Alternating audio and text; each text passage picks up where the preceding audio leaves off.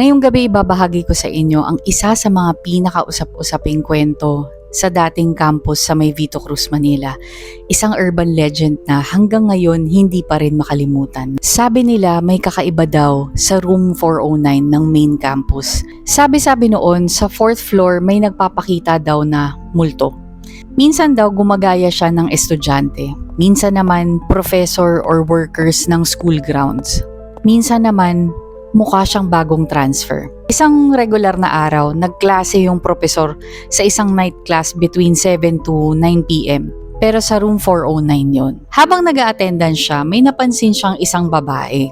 Nakaupo daw sa pinakalikod ng classroom. Tahimik lang, mahaba ang buhok. Tapos, hindi niya kilala yung mukha. Habang chinecheck ng prof yung attendance list, minamatch niya isa-isa yung mga estudyante. Pero walang lumalabas na pangalang bago. Kaya tinuro niya yung babae sa likod. Sabi niya, "Iha, wala ka sa listahan ko. Bagong transfer ka ba? Anong pangalan mo?" Pero hindi sumagot yung babae. Nakayuko lang. Tinatakpan ng buhok ang muka. Tinawag ulit siya ng propesora. This time, medyo lumapit siya. Pero hindi naglakad. Lumutang. Hindi tumatapak ang paa sa sahig. Dahan-dahan siyang umusad sa ere, papunta sa harap, papunta sa propesora. At sa halip na tumigil, tumagos siya sa pader.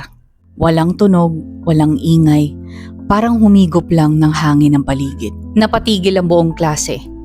Yung iba natulala, yung iba napasigaw, yung iba hindi makagalaw. May ilang ding nagtakbuhan palabas sa room sa sobrang takot. Habang yung propesora nakatayo lang. Gulat na gulat.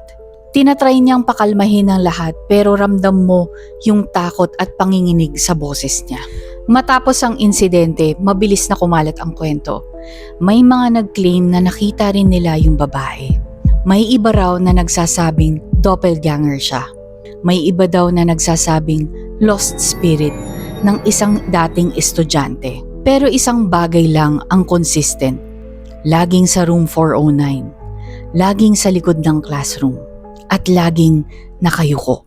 Ikaw, kung naka-experience ka ba ng ganito sa dati mong school, may kwento ka rin ba ng classroom o sa school na may nagpaparamdam? I-share mo na sa comments, gusto ko rin marinig yan.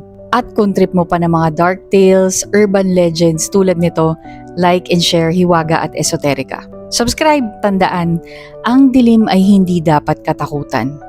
Nariyan yan para magbigay ng aral at babala.